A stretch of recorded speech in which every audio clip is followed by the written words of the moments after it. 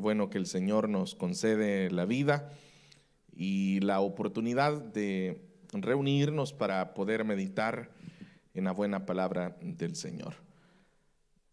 Vamos a abrir nuestras Biblias en esta noche, lo hacemos en la primera carta a los tesalonicenses,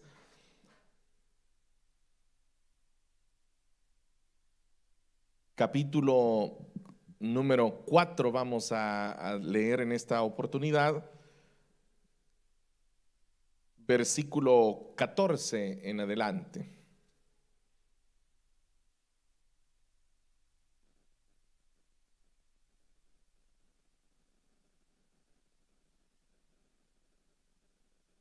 Dice la palabra del Señor: ¿acaso no creemos que Jesús murió y resucitó? Así también Dios resucitará con Jesús a los que han muerto en unión con Él. Conforme a lo dicho por el Señor, afirmamos que nosotros, los que estemos vivos y hayamos quedado hasta la venida del Señor, de ninguna manera nos adelantaremos a los que hayan muerto. El Señor mismo descenderá del cielo con voz de mando, con voz de arcángel y con trompeta de Dios. Y los muertos en Cristo resucitarán primero. Luego, los que estemos vivos, los que hayamos quedado, seremos arrebatados junto con ellos en las nubes para encontrarnos con el Señor en el aire, y así estaremos con el Señor para siempre. Amén. Solamente eso leemos, hermanos.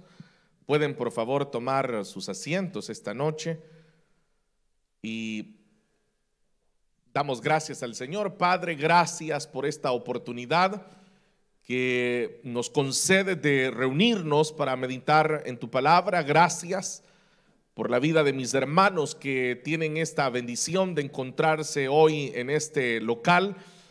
Pero también te doy gracias por aquellos que desde la distancia se unen a través de la transmisión en vivo generada desde este lugar. Que todos en esta noche podamos disfrutar de tu palabra, que todos podamos prestar atención a ella, crecer con ella y ser edificados en ella. En el nombre de Cristo así lo pedimos, Señor. Amén y amén.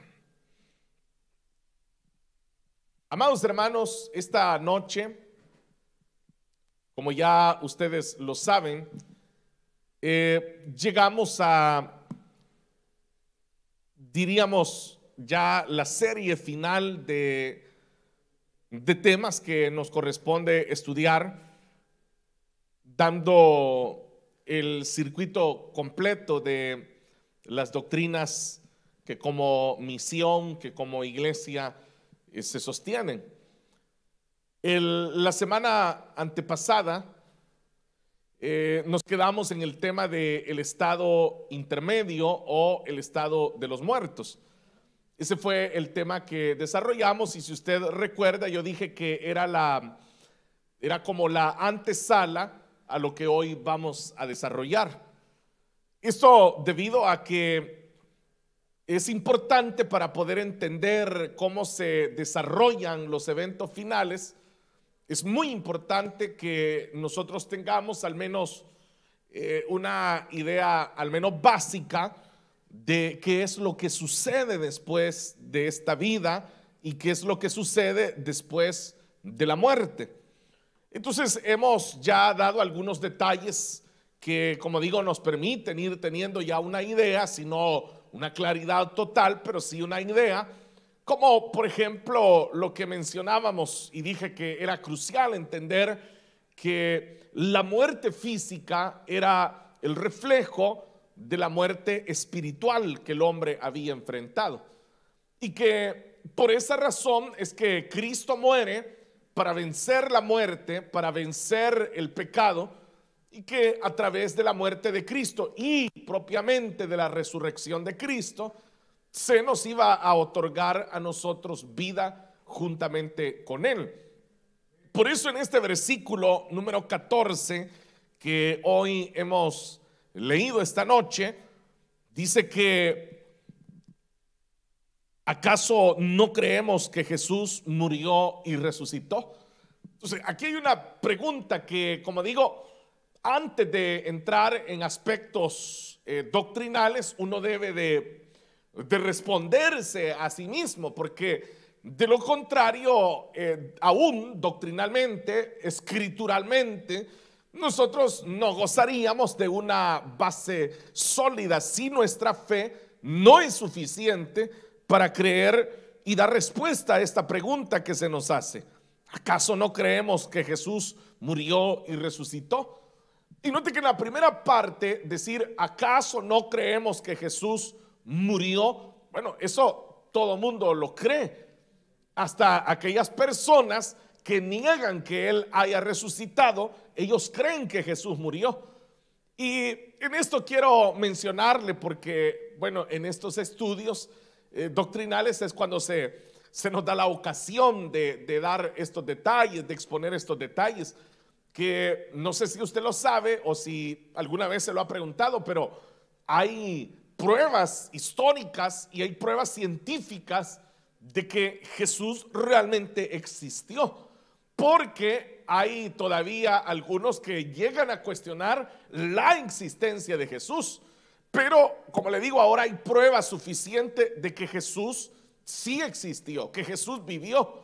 Entonces, científicamente muchos dicen, bueno, sí es cierto, hay pruebas de que Jesús existió históricamente, en base a los estudios antropológicos que se hacen, es cierto, existió un hombre que se llamó Jesús. Es cierto, hay suficiente base, hay suficiente evidencia para saber que Jesús existió, y también lo hay para saber que Jesús murió. Pero ahí viene la otra parte. Entonces uno dice, pero no hay evidencia de que haya resucitado. Entonces se quedan hasta ahí, hasta esa parte.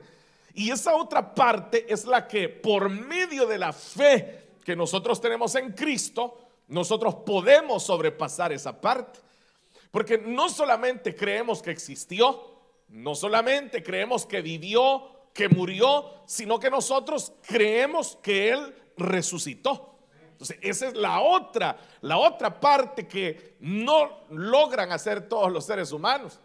Entonces menciono esto porque no existiría ninguna razón para detenernos y estudiar estos temas si nosotros no tenemos esa fe. Entonces, la fe nuestra se basa en que creemos, y por eso comienza con esta pregunta: ¿acaso no creemos que Jesús murió y resucitó? Entonces yo le pregunto a usted, ¿murió Jesús? Bueno, lo creemos, ¿verdad, hermano? Sí, creemos que Jesús murió. Ahora les pregunto, ¿creemos que Jesús resucitó? Sí, lo creemos. Entonces, por eso ahí le estamos dando respuesta a la pregunta, porque note que es una pregunta.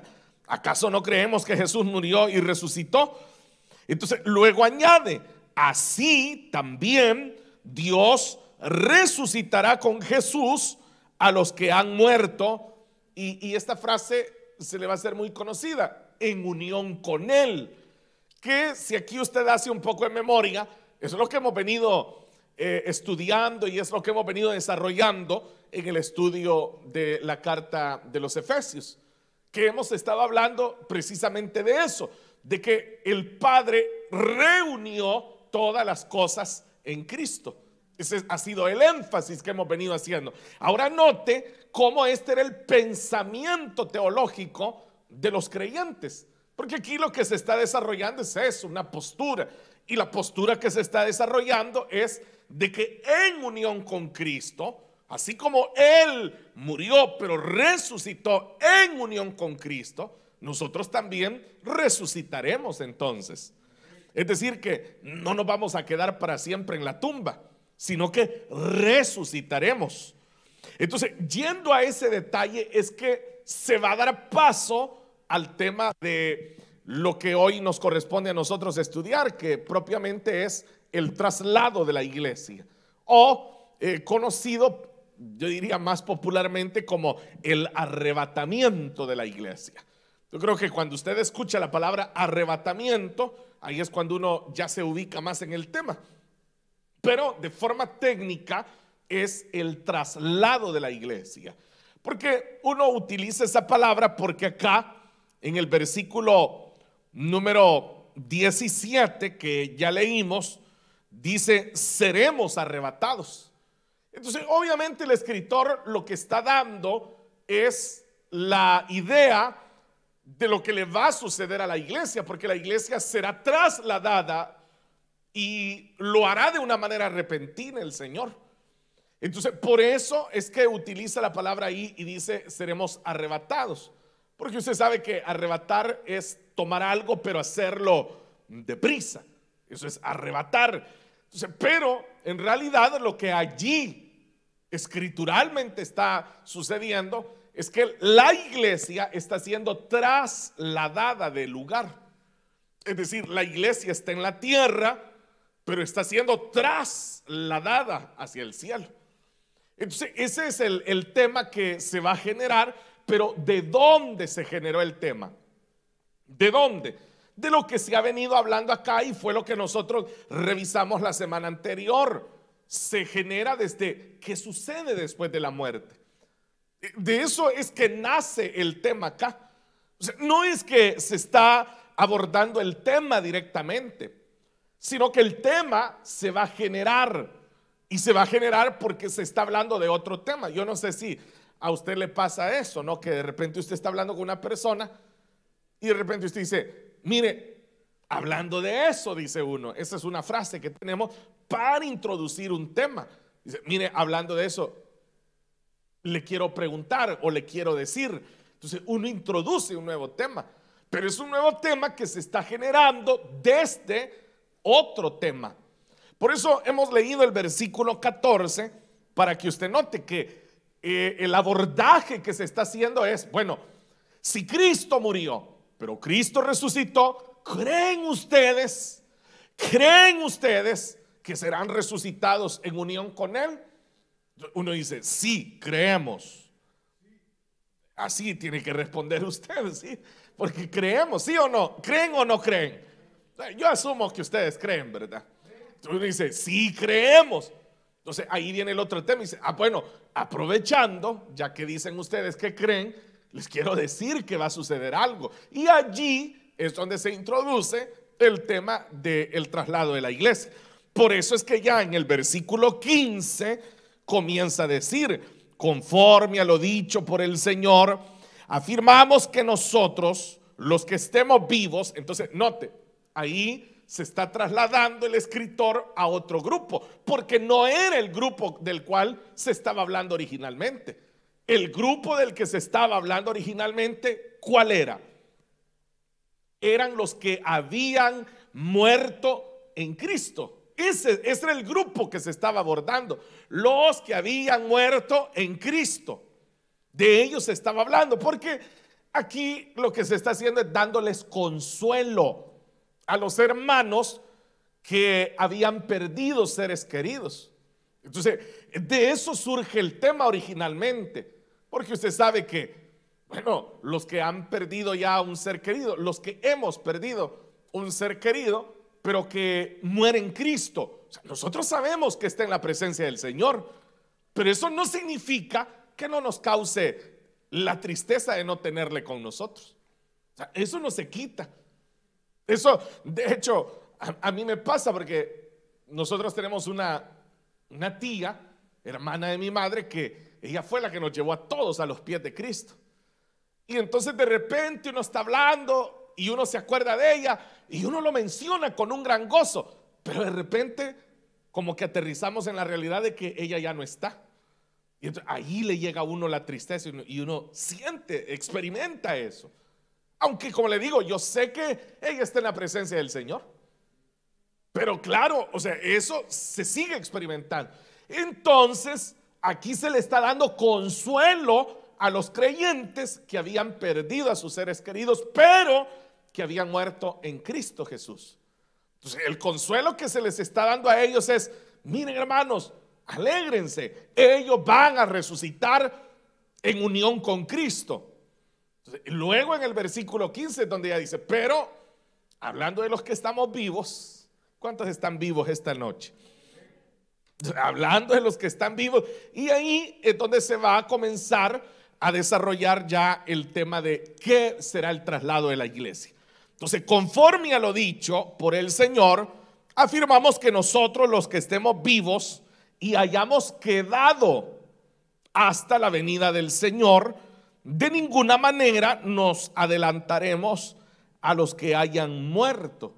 Entonces, y aquí va a comenzar a dar un orden. Por eso en el versículo 16 dice el Señor mismo. Aquí comienza, y note que el versículo 16 es una narración, o diría más claro, una descripción de cómo se va a desarrollar el traslado de la iglesia. Cómo es que se da el traslado, cómo es que será lo que, bueno, para que usted no lo sienta tan lejos, ¿verdad? El arrebatamiento o el rapto, como también le decimos. Entonces, ¿cómo va a suceder? ¿Qué es lo que va a suceder ese día? ¿Cómo será ese día? ¿Cuándo va a ser ese día? Entonces, lo primero que nosotros tenemos que dejar claro es que la Biblia no nos dice cuándo será. La Escritura no nos dice. Siempre ha existido una gran inquietud por querer hacer, por ejemplo, aproximaciones, cálculos. Y yo he escuchado a muchísimos a lo largo de los años que hacen cálculos, y yo le diría que hay algunos que son muy bíblicos, muy ingeniosos, y que yo cuando los escucho digo: ¿cómo se les ocurrió eso? O sea, a mí nunca se me ha ocurrido. Y uno se queda admirado y sabe qué más, tienen hasta cierta lógica bíblica cuando lo hacen. O sea, si usted presta atención y escucha cuidadosamente, da esa impresión de que sí hay cierto sentido lo que están diciendo. Recuerde que, bueno, esto lo dijimos creo que la vez anterior, cuando hablábamos de las 70 semanas de Daniel, e hicimos mención de ello. Entonces, claro, hay ciertos parámetros que de repente como que animan a tratar de hacer ciertos cálculos, pero la verdad y la única verdad es que la Biblia no nos revela el día en el que el traslado de la iglesia se llevará a cabo. No existe. Y nosotros como iglesia debemos de aceptar esa postura divina y decir: bueno, si el Señor no nos ha querido decir el día, Él tiene razones divinas para hacerlo. Imagínense que, bueno, ¿cuántos años han pasado desde que yo me entregué a Cristo, por ejemplo? Voy a ponerme yo de ejemplo. Yo acepté al Señor cuando tenía 12 años de edad. Y recuerdo que después pasé un periodo quizás como de unos 3 o 4 años de rebeldía. La rebeldía normal que todo adolescente y todo joven tiene con sus padres. Pero a los 17 años yo regresé a los pies del Señor. Pero vea, o sea, le estoy hablando ya de 30 años atrás, para que usted tenga una idea. O sea, que hay hermanos que no tienen pero ni 15 años de edad, y yo le estoy hablando de 30 años atrás. ¿Y cuál ha sido siempre el mensaje de la iglesia? Y Cristo viene pronto. Y alguien que tenga todavía muchos más años que yo podría decir: hermano, eso no es nada. Yo tengo 60 años oyendo que Cristo viene pronto. Y están los que ya partieron, que podrían decir: miren, eso no es nada. Y entonces no terminaríamos, ¿verdad? Y podríamos llegar a los primeros discípulos y podemos llegar aquí a la primera carta de Tesalonicenses, que es el que se supone es el escrito más antiguo del Nuevo Testamento. Y entonces, ¿qué sucede? Seguimos en lo mismo. Los que hayamos quedado, decían los discípulos, los que hayamos quedado. Se cree que esta parte del capítulo 4 es una adición que se hace a la carta de Tesalonicenses, pero aún así estamos ante cartas que fueron o de primera o de segunda generación de cristianos, en el primer siglo, hasta el año 100 después de Cristo. ¿Y cuál es el mensaje? Cristo viene pronto, Cristo vendrá. O sea, porque que alguien diga, y los que hayamos quedado con vida, o sea, ¿qué está diciendo? O sea, se está incluyendo que va a estar con vida. Entonces, ¿cuántos han dormido esperando ese momento? Y no se da. No se da. Ahora, eso no significa que no podría darse, por ejemplo, hoy por la noche, o que podría darse mañana, o que podría darse ya. O sea, imagínense que fuera ya, y usted no le ha rendido su vida a Cristo, se queda. Se queda. Yo, no, nada así como, me acuerdo de unos que decían, yo me voy a agarrar aunque sea de los zapatos de mi mamá, dicen. No, se quedan, simple y sencillamente se quedan. Entonces es una realidad que sucederá. ¿Cuándo? No lo sabemos, pero sucederá.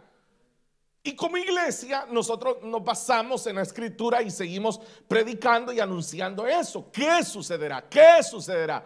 Que no sabemos, pero sucederá. Y sabemos que sucederá pronto. Ahora, ese pronto, como ya le dije, pueden ser un año más, podría ser. Una de las cosas que a mí me causa preocupación es ver cómo la iglesia solo reacciona a las circunstancias que le rodean. Usted va a ver que la mayoría, y eso le pasa hasta a los mismos predicadores, yo los he visto, que hasta los predicadores entran en esa, como en esa, ¿cómo le podría llamar? Pero es como una fiebre. Dije, cuando, por ejemplo, estalla alguna guerra, entonces comienzan a hablar de que Cristo viene pronto. O sea, ante cualquier eventualidad, es como que nos acordáramos que Cristo va a venir. Pero lo cierto es que la escritura dice que Él vendrá así como un ladrón que llega a robar por la noche. O sea, Él no es ladrón ni roba, y lo que va a llegar a tomar es de Él, le pertenece, que es la iglesia.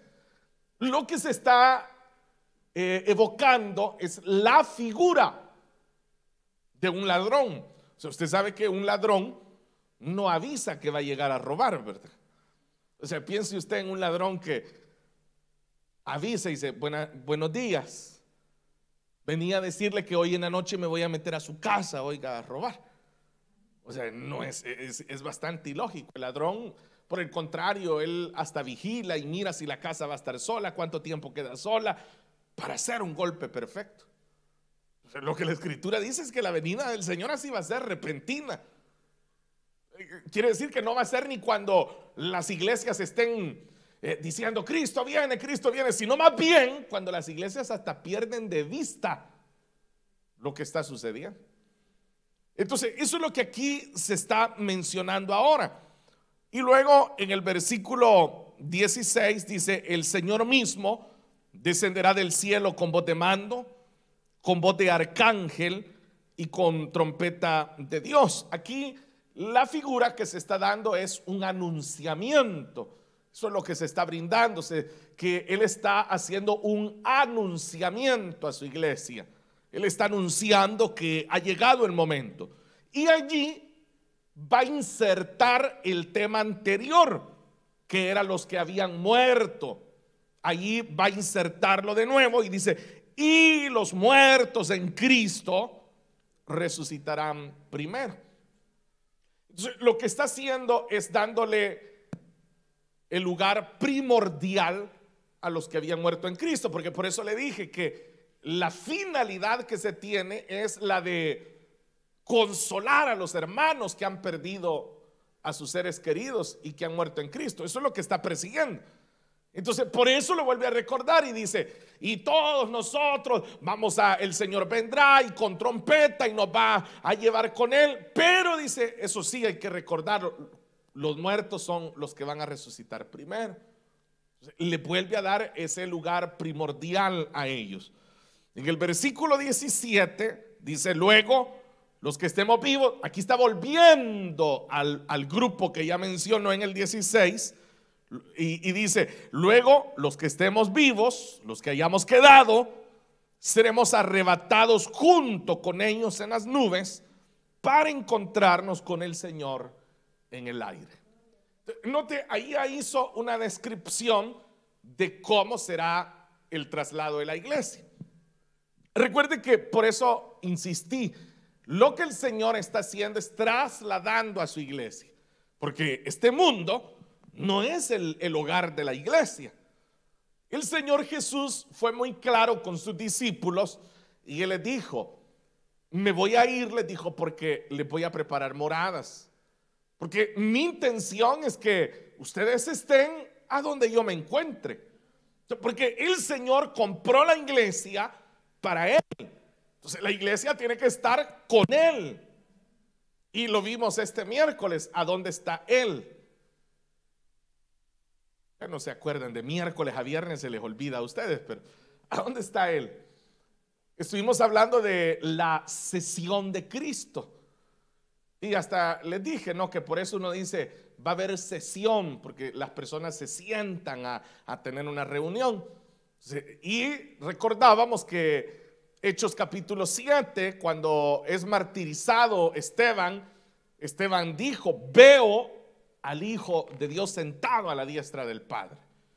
Entonces Él ahí está, pero ¿dónde está la iglesia? ¿Dónde está la iglesia? Está aquí en la tierra. Aquí está la iglesia. Entonces no estamos con Él. Entonces Él lo que quiere es que estemos con Él. Por eso es que vuelvo al estudio que desarrollamos. Dice, nos sentó. Y dijimos que todo se va dando en pasado. ¿Por qué? Porque ese es el destino de la iglesia. En Cristo las cosas ya son. Y está hablando de que es una garantía. Entonces quiere decir que el Señor va a trasladar a su iglesia. Se la va a llevar. O sea, aquí es donde ustedes dicen gloria a Dios, hermanos, y se alegran que el Señor se lo va a llevar. O no sé si quieren seguir viviendo aquí ustedes. Por eso era que el apóstol Pablo decía, me siento en estrecho, decía Pablo, yo no sé si quedarme, si irme. Yo quisiera irme y estar con el Señor, pero también quisiera quedarme por ustedes, decía Pablo. Entonces, pero él sabía que lo mejor era estar con el Señor. Entonces, eso es lo que acá se hace esa descripción de lo que va a suceder y cómo va a suceder. Y la finalidad que dice, estaremos con el Señor para siempre. Para siempre vamos a estar con Él.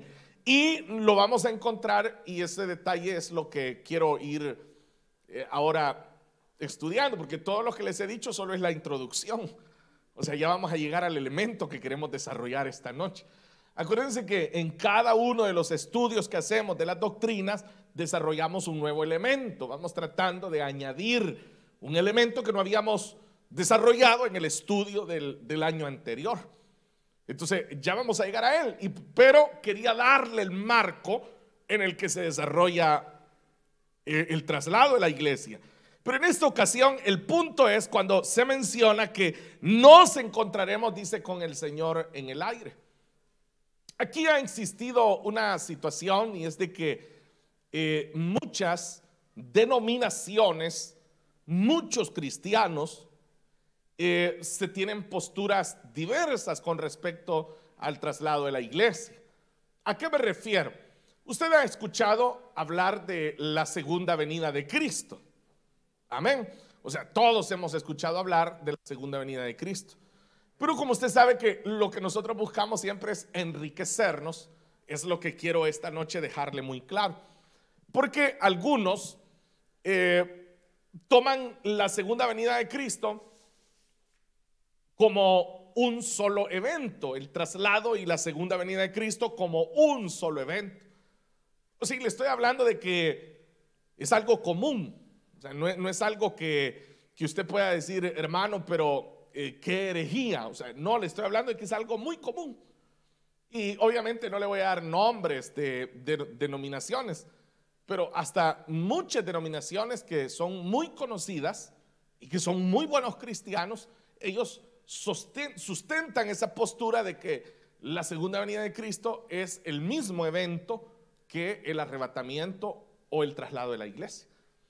Entonces, hay incluso escritos y hay compendios teológicos en donde aparece, si usted va y lo busca, que eso, bueno, todos deberíamos de hacerlo, tener algún libro de teología, se llaman teología sistemática, por ejemplo.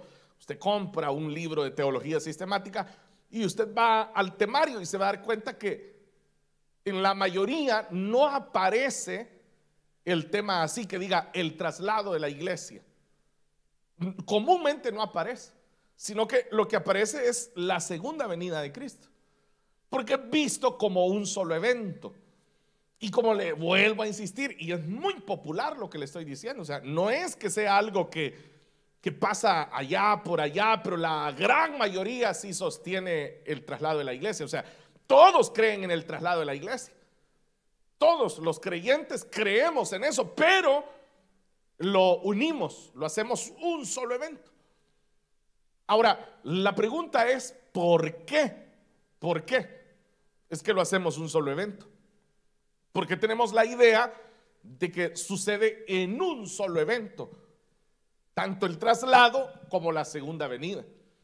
Y es que en el idioma español, en nuestro castellano, usted sabe que nosotros leemos la escritura y, por ejemplo, y lo acabamos de hacer, en el versículo 15, cuando dice hasta, y uno lee la venida del Señor. Note, yo lo acabo de leer en español, en castellano, hasta la venida del Señor. Y usted lo lee y lo va a leer de esa manera, la venida. Y para usted, ¿qué significa la venida del Señor? Bueno, más bien la venida, o sea, llegar a un lugar, para ser más específico. Usted dice, por ejemplo, va a venir el hermano coordinador, pero es la misma palabra y solo está esa palabra. Usted diga, va a venir el hermano líder de la célula, va a venir la familia, es la misma palabra. Entonces, pero cuando uno va a la escritura, como todos sabemos que la escritura, bueno, en el caso propiamente del Nuevo Testamento, fue escrito en griego. Entonces, para hablar, cuando se está diciendo la venida, el problema es que hay tres palabras diferentes. Entonces, entender esa parte es la que permite darse cuenta cuando estamos ante el traslado de la iglesia y cuando estamos hablando de la segunda venida de Cristo. Y eso es lo que permite tener la claridad. Por eso le digo que, claro, uno lee aquí, dice, la venida del Señor.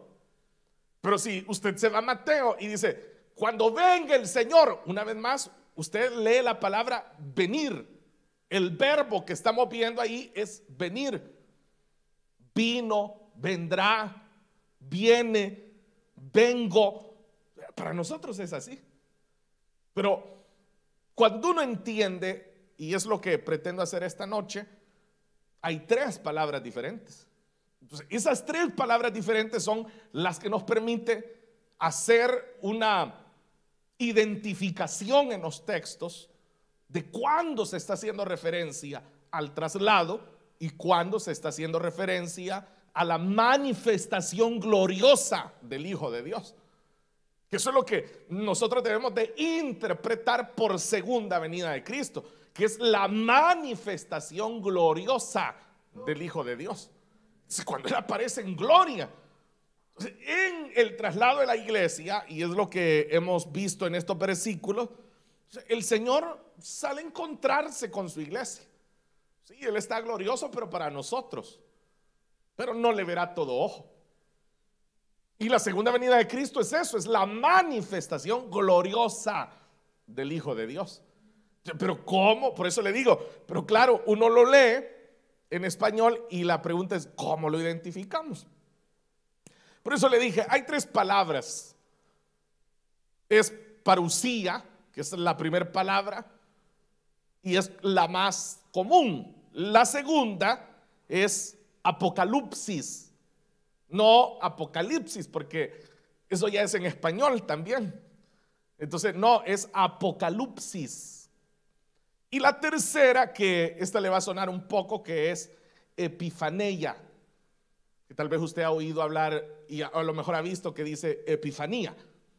Ese es un término que los que han sido católicos romanos lo identifican, porque incluso en enero la Iglesia Católica Romana desarrolla una festividad que se llama así, la Epifanía, que ellos hablan cuando bueno, nosotros sabemos que eran los sabios de Oriente, pero ellos dicen los magos, ¿verdad? Entonces, que los magos van y ven la manifestación del Señor al verlo en el pesebre y que ellos lo adoran. Entonces, eso es a lo que ellos llaman la epifanía, pero, o sea, la palabra es esa, es epifanía, y se la voy a describir un poco, ¿no? Yo no soy lingüista, pero es para que todos tengamos una idea y podamos identificar entre los textos, como le digo, cuando se está haciendo referencia al traslado de la iglesia y cuando se está haciendo referencia a la manifestación, como les dije, gloriosa del Hijo de Dios. Bueno, comencemos con la primera entonces. Hablamos de parusía, que es la más común. De hecho, aparece en 24 ocasiones en el Nuevo Testamento. Y la palabra parusía es lo que le acabo de decir, es venir, es hacer presencia. Entonces, cuando hablamos de venir, dentro del Nuevo Testamento hay dos usos, y eso es lo que hacen los estudiosos. Hablan de el uso general de la palabra y se habla de el uso técnico de la palabra. O sea, ¿entiende usted que cuando decimos el uso general es que puede ser utilizado para cualquier personaje de la Biblia? Pero cuando se habla del uso técnico es para referirse al uso dentro de un tema doctrinal, como lo que nosotros estamos haciendo. Ahora, pero así como yo se lo describo, probablemente no lo entienda del completo, pero vea la segunda de Corintios capítulo 7 y se lo voy a explicar acá mejor. Segunda de Corintios capítulo 7 y vea el versículo 6 y el versículo 7. Lo voy a leer, espero que ya lo tenga. Dice: pero Dios, que consuela a los abatidos, nos consoló con la llegada de Tito. Y no solo, y vuelve a repetir la palabra parusía, dice, y no solo con su llegada, sino también con el consuelo que él había recibido de ustedes.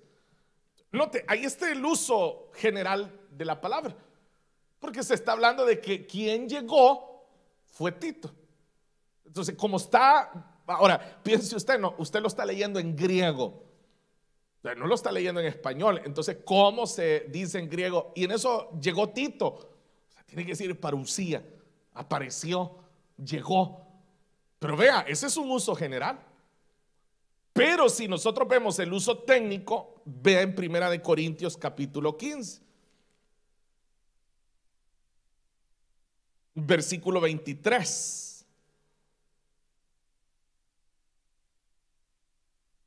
Pero cada uno en su debido orden. Cristo, las primicias. Después, cuando Él venga, ahí está usando nuevamente la palabra. Pero note, ahora la está aplicando ¿a quién? A Cristo Jesús. Cuando Él venga, los que le pertenecen, dice. Note, está hablando de Él. Y aquí ya cambia diferente porque está hablando de la venida del Señor. Entonces, lo que trato de hacerle ver es eso. Es que hay un uso general y hay un uso técnico, pero se está haciendo referencia ya al Señor. Porque queda muy claro, y ahora que ya se lo expliqué, usted lo puede entender, ¿verdad? Que no es lo mismo que llegue Tito. O sea, porque era Tito, no es que esté usando un nombre genérico, ¿verdad? Ahí dice, no es lo mismo que llegue Tito a que llegue el Señor Jesucristo. Pero claro, en español es la misma palabra. Llegó Tito, vendrá el Señor, o sea, es la misma. Pero vea esa diferencia. Entonces, eso es lo que sucede con el Nuevo Testamento. Porque, por supuesto, no estamos leyendo nosotros que diga parousia. No lo estamos leyendo así. Nosotros leemos que dice llegó, vino, vendrá. Ese es el desafío. Bueno, pero hay una segunda palabra también y se la dije, ¿no? ¿Cómo le dije que era? Apocalipsis. Nosotros estamos tan acostumbrados al español, por eso le digo, ¿no? Porque es lo que... ¿Qué significa esta palabra? La palabra es una palabra compuesta. Calupto es realmente la palabra, o más bien el verbo calupto, que es cubrir, es cubrir con un velo. Entonces, por eso la palabra tiene apo, que es un prefijo. Entonces, apocalipsis, que es quitarle el velo, es revelar lo que estaba oculto, lo que se había dejado velado, se retira ese velo y queda expuesto. Entonces, eso es lo que también utiliza el Nuevo Testamento. Y vea, Primera de Pedro, capítulo 4 y versículo 13. Vamos a hacer una vez más el mismo ejercicio que acabamos de hacer. Primera de Pedro, capítulo 4 y su versículo 13.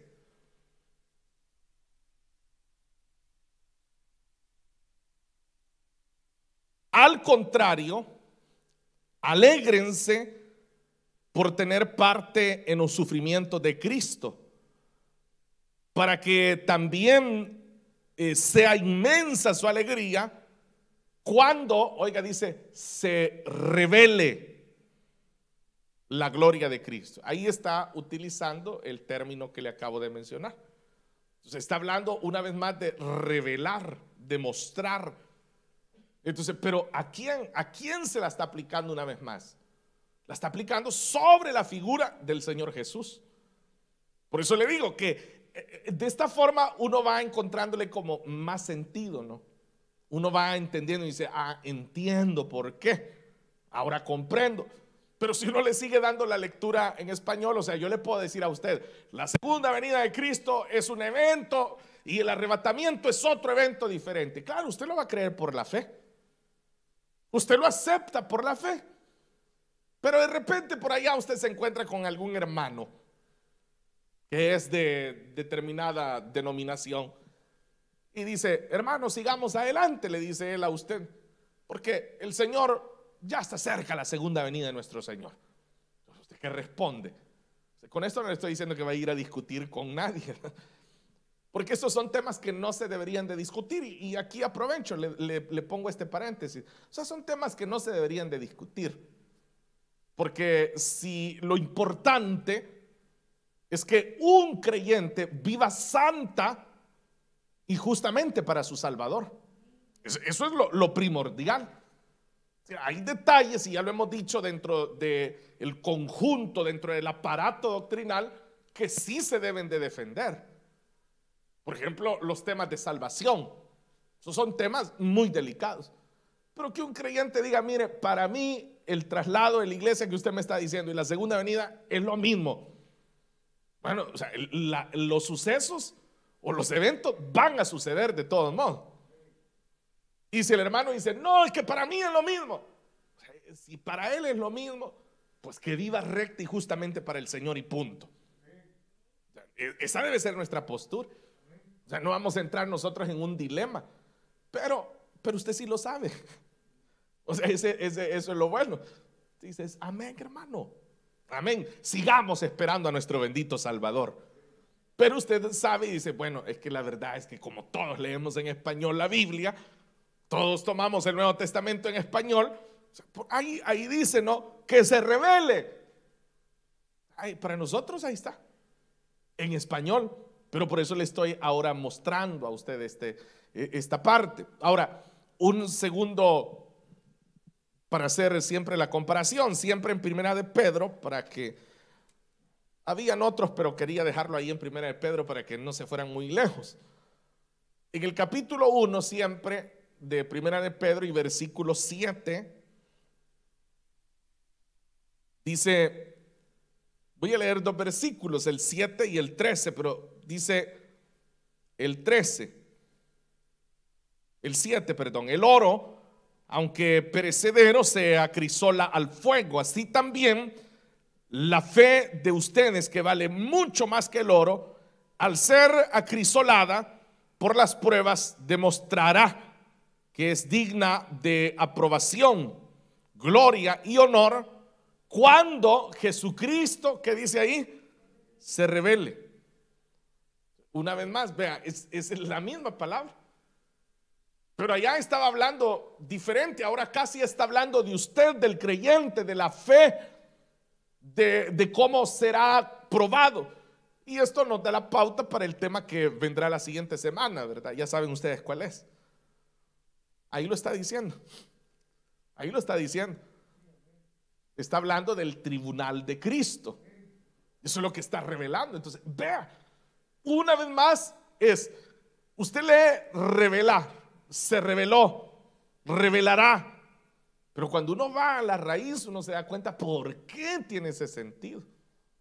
¿Qué es lo que realmente el escritor? Por eso le digo, si habían tantas palabras para expresarlo. Y lo que ellos hacían era ajustarse a la que mejor daba a entender el concepto que ellos estaban queriendo expresar. Hay una tercera, les dije, y lo vamos a hacer rápidamente porque el tiempo aquí no sé por qué siempre se va tan rápido. Y hablamos de epifanía. Esto también está compuesto, la palabra epi, que es intensificar. Yo no sé si usted ha oído, y claro, por eso es lo bueno de nuestro idioma, el español, porque hay palabras que se derivan, tienen un estrato. Y usted ha escuchado y hemos usado en muchas ocasiones la palabra épico. ¿Quiénes ya han mencionado la palabra épico? Por ejemplo, uno dice, eso es épico, dice uno. ¿Qué es lo que usted está diciendo al mencionar que algo es épico? Es que aquello es grandísimo, que aquello es digno de que no se olvide, es algo, lo estamos maximizando, y uno dice, es épico. O por ejemplo, una obra musical, dice, las obras de Beethoven, por ejemplo, son épicas. Una obra escrita que es épica, esa obra. Por ejemplo, si alguien habla de El Quijote de la Mancha de Miguel de Cervantes Saavedra, dice, es épico. Uno lo está dimensionando así. Entonces, esa es la parte de esta palabra, pero está la palabra en sí, que es fanes, que es traer luz, que es brillar. Entonces, al unirlo, que es epifanía, es que está brillando intensamente. Y aparece, para que usted lo vea, en segunda de Timoteo, capítulo 4 y versículo 8.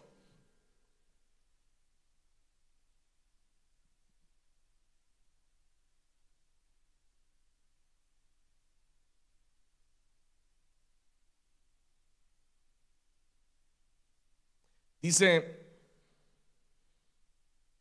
por lo demás, me espera la corona de justicia que el Señor, el juez justo, me otorgará en aquel día. Y no solo a mí, sino también a todos los que con amor hayan esperado, ahí dice, su venida. Ya no es parousia, ya no es apocalipsis, sino que ahora ya es otra palabra. Y sigue hablando siempre de lo mismo, de la venida. Entonces, eso es lo que uno debe entender para poder diferenciar los eventos. Y vea, usted, yo creo que hoy ya aprendió, o sea, ya ustedes ahora van y lo va a hacer bien fácil. Solo pásese ahí a la siguiente carta. ¿Cuál es? Sí, es Tito. Y ve el capítulo 2 y el versículo 13.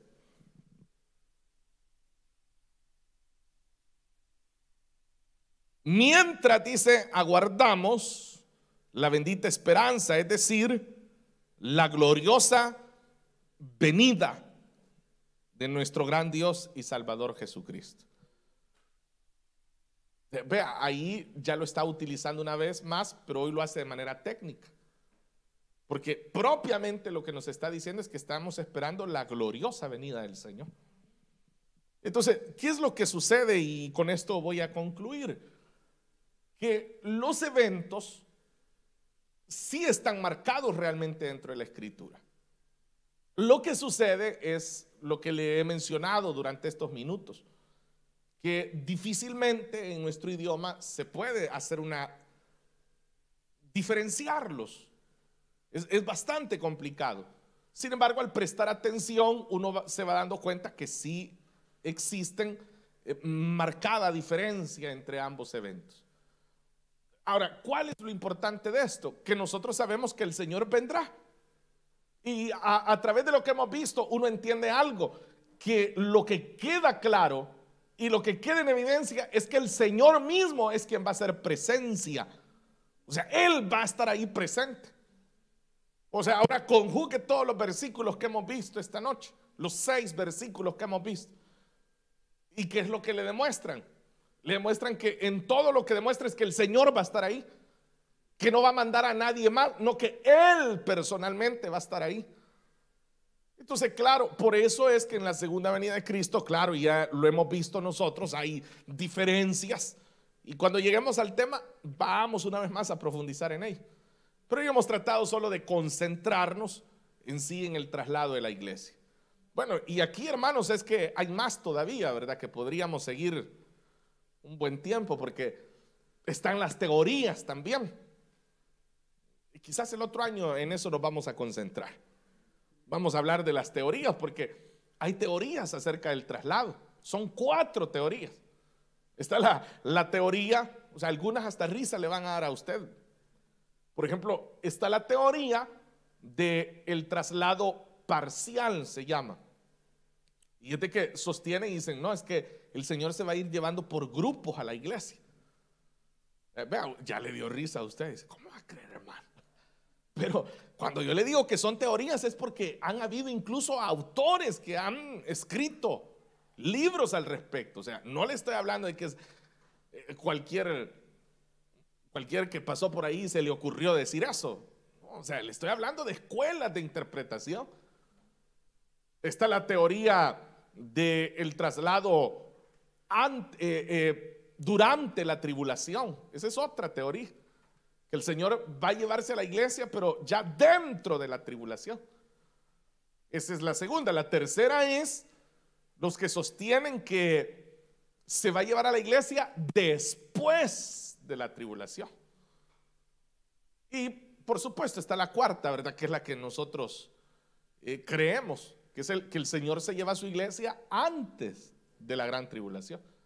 Pero vea, ahí hay 4 posturas ya. O sea, obviamente, por eso le digo, necesitaríamos por lo menos una hora para poder hablar de esas 4 posturas y ver lo que nosotros creemos. Pero bien, hermanos, esta noche llegaremos hasta ahí.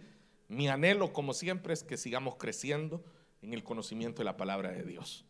Que cada uno de nosotros vayamos enriqueciendo, abonando, teniendo una mayor apertura en nuestro pensamiento doctrinal, en nuestro pensamiento bíblico, de tal forma que seamos inamovibles en nuestra fe. Amén. Oremos, hermanos, esta noche. Padre, gracias por permitirnos estos momentos de estudio, estos momentos de consideración a tu palabra, las verdades que en ella encontramos. Gracias. Muchísimas gracias por este pueblo que dedica tiempo, que dedica esfuerzo, que dedican atención a escuchar, Señor, tu palabra, a considerar estas verdades, a consolarnos a través de ella, recordando que tú vendrás por tu iglesia, que tú, Señor, no nos has dejado aquí, sino que regresarás por nosotros. Y esa es nuestra fe, nuestra confianza, nuestro aliento, saber que tú, Señor, vendrás por los tuyos. Gracias te damos, Señor, por todo. Gracias por permitirnos esta noche reunirnos y aprender más de ti. Bendito sea tu nombre por siempre y para siempre. En el nombre de Jesús oramos, Señor. Amén y amén. Amén, hermanos. Esta noche queremos hacer una oración como lo hacemos.